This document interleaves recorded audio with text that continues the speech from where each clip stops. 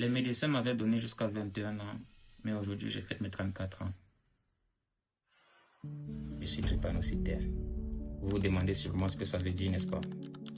Beaucoup d'entre vous n'ont jamais entendu parler de cette maladie, probablement. La plupart des gens ignorent même qu'elle existe alors qu'elle touche des millions de vies dans le monde. Ce n'est pas une maladie visible au premier regard. On peut être là à sourire avec vous, travailler, vivre, et pourtant nous menons un combat intérieur permanent. Si je commence par ça aujourd'hui, ce n'est pas pour me définir par rapport à la maladie, mais pour que vous compreniez la réalité dans laquelle je vis. Parce que pour me comprendre, pour comprendre mon combat et ma résilience, il faut d'abord comprendre contre quoi je me bats.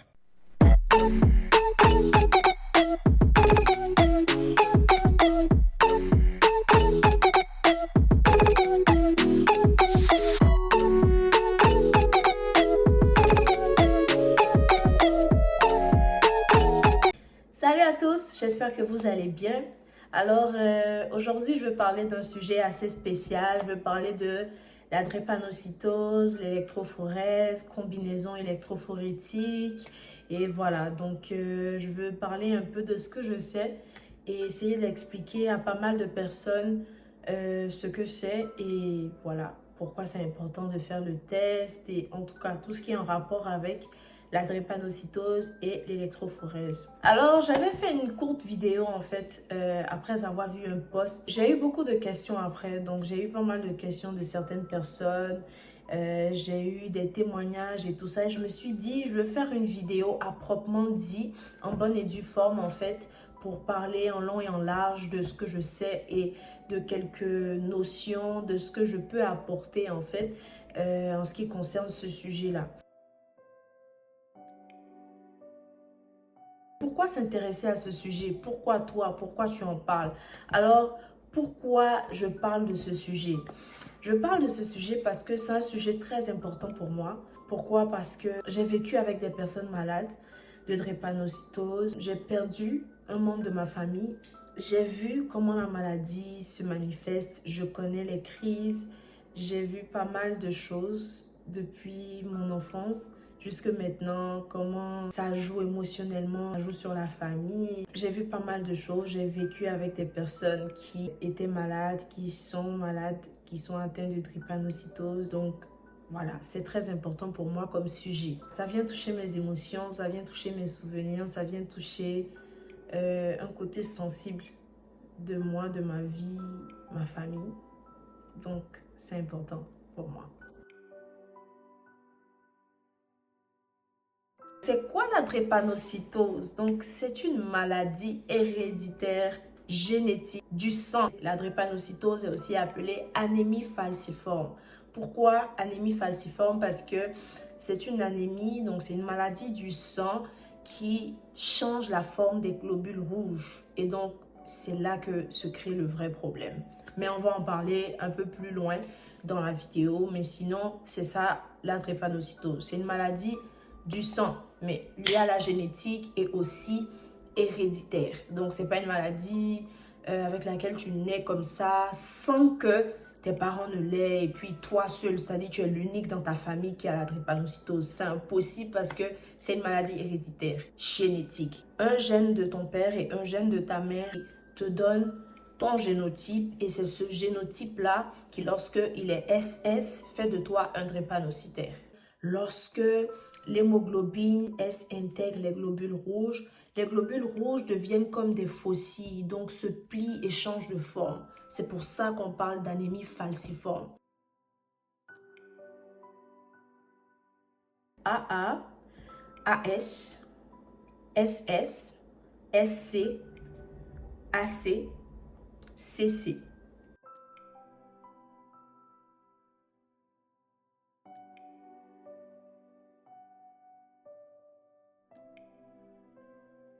Comment ça se fait et quelqu'un est drépanocytaire? Donc, comme je l'ai dit lorsque j'ai commencé, c'est une maladie héréditaire génétique. Donc, du coup, c'est à cause des gènes de tes parents. Donc, un gène chez papa, un gène chez maman qui te donne un génotype. Et c'est ce génotype-là qui, lorsqu'il est SS, fait de toi un drépanocytaire. Quelqu'un qui n'a pas de parents malades ne peut pas être drépanocytaire. Voilà, donc si tu n'as pas de parents AS, AS ou SS ou SC, si tu as des parents qui sont tous deux AA, tu ne peux pas être drépanocytaire, c'est impossible. Donc à moins que ton père qui t'a été présenté ne soit pas ton vrai père et que ton vrai père soit quelqu'un qui soit malade et que toi maintenant tu as la drépano, ou sinon les parents ne sont pas en réalité AA, donc il y a forcément un ou peut-être les deux ont eu de mauvais tests ou ils ont été dans des hôpitaux par exemple où les tests ont été mal analysés et on leur a donné de faux résultats par exemple ou de mauvais résultats. Donc ça peut arriver, mais je veux dire c'est impossible pour un individu d'être drépanocytaire si ses parents ne le sont pas. Si ses parents n'ont aucun trait de gène S ou C dans leur génotype. Il faut savoir qu'il y a deux types de AS. Il y a les AS symptomatiques et il y a les AS asymptomatiques. Donc, ça veut tout simplement dire qu'il y a des AS qui font des crises. Donc, les AS symptomatiques sont des AS qui font des crises, qui vivent les symptômes, qui manifestent les symptômes de la maladie, bien qu'en étant AS. Sinon, les AS asymptomatiques, ce sont les AS qui ne font même pas la maladie. Donc, on aurait dit que ce sont des personnes qui ne sont même pas malades.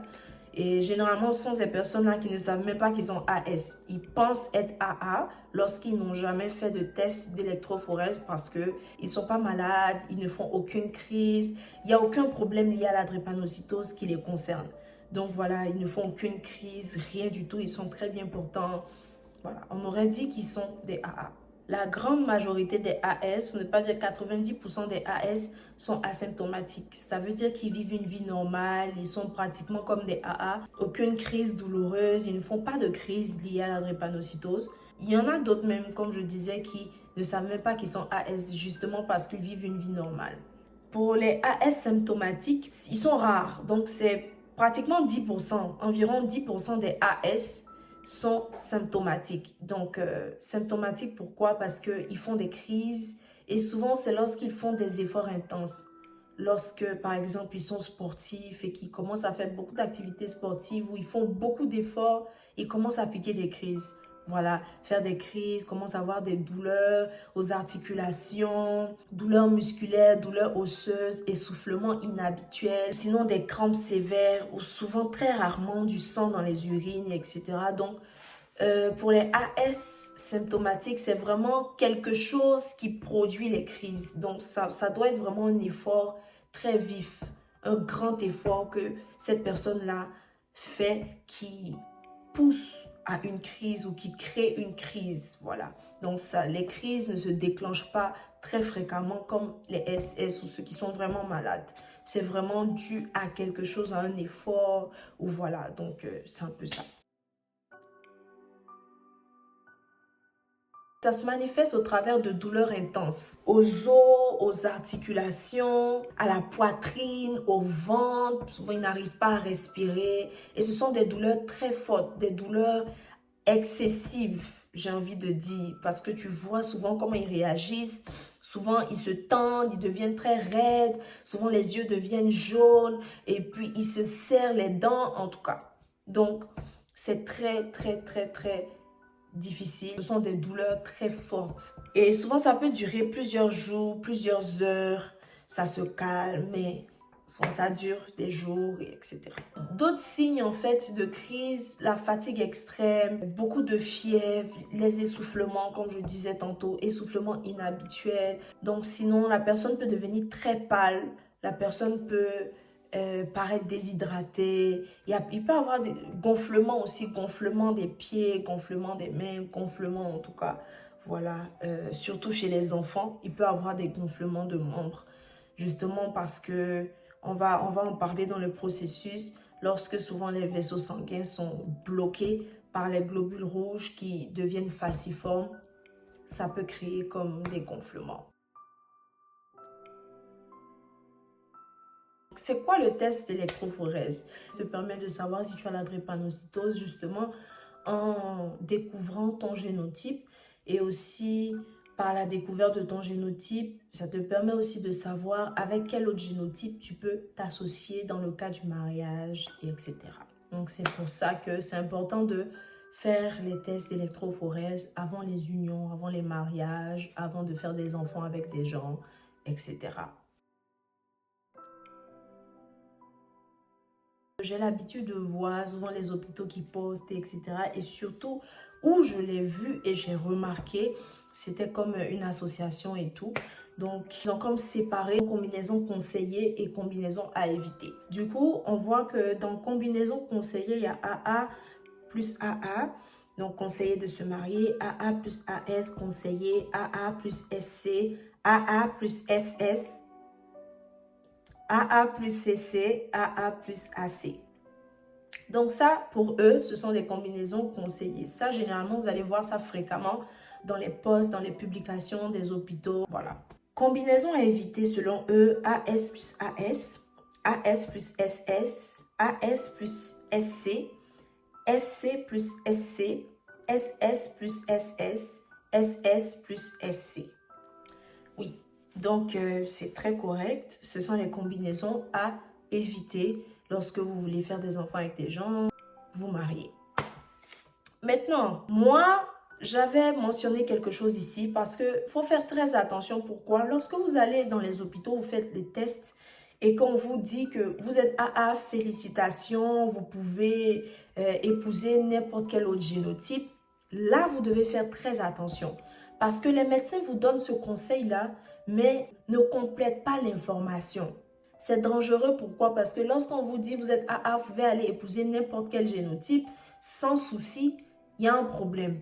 Parce que pour quelqu'un qui est AA, oui, c'est bien, mais qui ne sait pas comment se manifeste la maladie, qui n'a jamais vu un SS, qui ne sait pas comment les crises se passent, qui ne sait pas comment gérer, qui ne sait pas comment ça va se passer, qui ne sait même pas comment prendre soin de quelqu'un dans cet état-là, ça sera difficile pour la personne.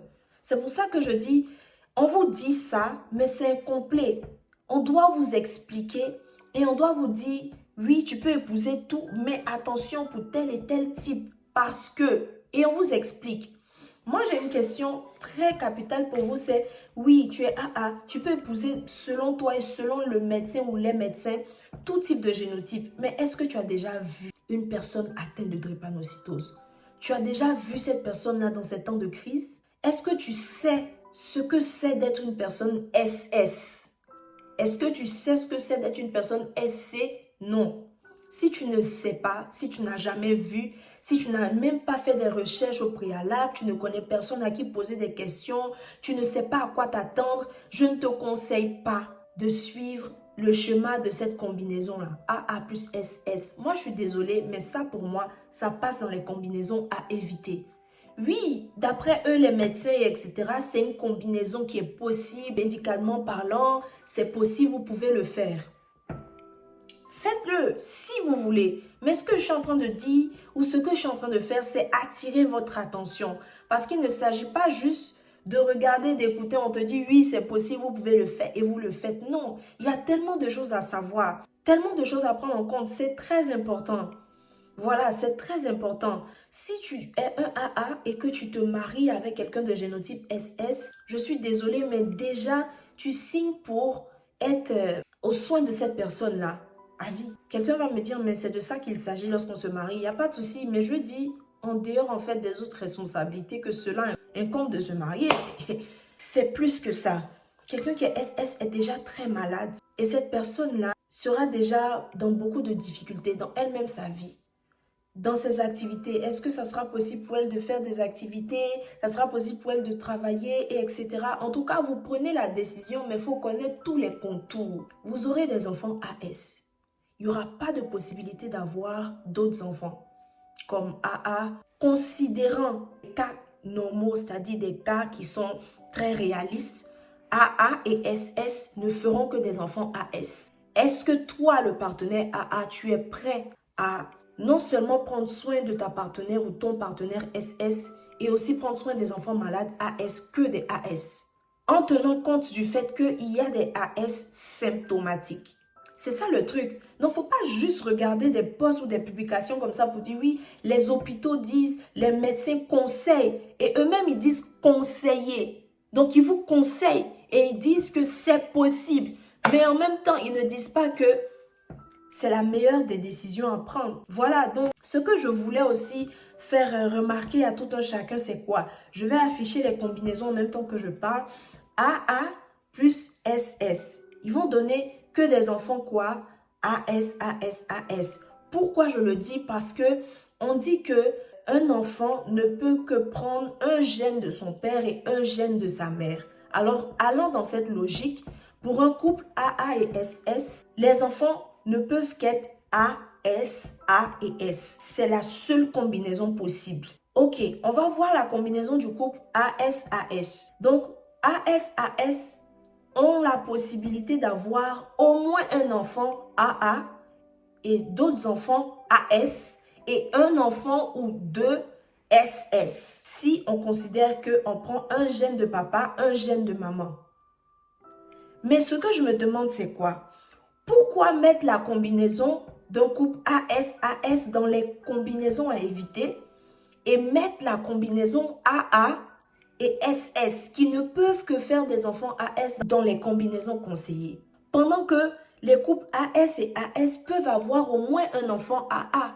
Et si on se dit que les couples AS-AS vont décider de faire un enfant, c'est très probable qu'ils aient des enfants AA. Donc chaque couple AS-AS. Alors pourquoi mettre ce couple-là qui peut donner au moins un enfant très sain à la société dans les combinaisons à éviter et mettre les couples AA et SS dans les combinaisons conseillées pendant qu'ils ne peuvent que donner des enfants à moitié malades à la société? C'est là que vient mon point de vue du fait que je suis désolée mais ça ne marchera pas. Donc si vous êtes AA et que vous voyez quelqu'un qui est SS, évitez d'aller dans ce sens. Ce n'est pas possible et arrêtez-vous tout de suite parce que ça ne marchera pas. Il n'y a même pas de possibilité d'avoir un enfant AA. Vous aurez que des enfants AS. Considérant le fait qu'il y a des AS symptomatiques donc qui font la maladie, qui font des crises, qui piquent des crises de drépanocytose. Alors c'est dans vraiment ce sens-là que je décide de te dire à toi, et je répète encore mon point de vue qui est le génotype AA plus le génotype SS ne fonctionneront pas ensemble. Alors, pour moi, c'est une combinaison à éviter. Quelqu'un va me demander, donc les SS ne doivent donc pas se marier? Non, c'est pas ce que je suis en train de dire. Ce que je veux dire, c'est quoi? Oui, tout génotype, tout être humain a le droit de se marier, de faire ce qu'il veut. Mais les SS doivent chercher à guérir avant peut-être d'envisager le mariage. Parce que déjà même, quelqu'un qui est SS qui m'écoute va être d'accord avec moi que la première des choses à laquelle elle pense n'est pas le mariage, mais comment se débarrasser, être libre de cette maladie qui est comme un fardeau, qui est difficile, qui lui pèse. C'est une maladie très méchante. C'est une maladie qui prive de tout bonheur. Même quand les enfants sont SS, ils ne peuvent même pas aller jouer avec leurs amis. Parce que même un effort de lever juste la main peut faire en sorte qu'ils piquent une crise. Alors, des adultes qui souffrent, quelqu'un qui a souffert depuis son enfance, qui a réussi à grandir et qui subit la maladie jour après jour. Je ne pense pas que la première préoccupation de son esprit, c'est ça le mariage. Je ne dis pas que ça ne fait pas partie de leur projet, mais je veux dire, quelqu'un qui est AS, ce n'est pas sa première préoccupation. Mais après, ça ne veut pas dire qu'ils ne doivent pas se marier. Mais selon moi, ils doivent chercher à guérir. Parce que oui, c'est possible de guérir de la drépanocytose. C'est possible non seulement de se traiter pour pouvoir éviter donc des crises répétitives, donc pouvoir diminuer un peu le nombre de crises, mais c'est aussi possible de guérir totalement. Alors pourquoi ne pas chercher à guérir totalement afin d'être ou de devenir AS? Et c'est possible pour toi d'être un AS asymptomatique afin de te marier et puis d'être à l'aise en fait. Du coup, oui, les SS peuvent se marier, doivent se marier, oui, tout le monde qui veut peut. Mais les SS doivent d'abord chercher à guérir. Quelqu'un va me demander, du coup, c'est quoi les traitements dont tu parles? Je vais en parler, mais avant, c'est quoi la différence du coup entre SS et SC? Il faut savoir que les deux génotypes sont malades. Donc, les deux génotypes sont problématiques. Alors, le génotype SS est plus dangereux que le génotype SC. Le génotype SS provoque directement la maladie, purement la maladie drépanocytose, alors que le génotype SC provoque la maladie hémoglobine C drépanocytaire. Donc, ce n'est pas directement la drépanocytose, mais c'est une forme de drépanocytose, mais moins intense que la drépanocytose elle-même. Alors, c'est ça la différence. Voilà, c'est ça la différence. Le SC est moins intense, surtout dans les symptômes. Donc, une personne qui a un génotype SC a des symptômes moins intenses. Après, je ne vais pas banaliser en fait les symptômes, les douleurs en fait des SC, mais c'est juste que les SS, c'est le plus haut niveau, le niveau le plus dangereux. Voilà, et c'est purement la maladie, la drépanocytose. Voilà. Alors que quand tu es SC, c'est l'hémoglobine C drépanocytaire.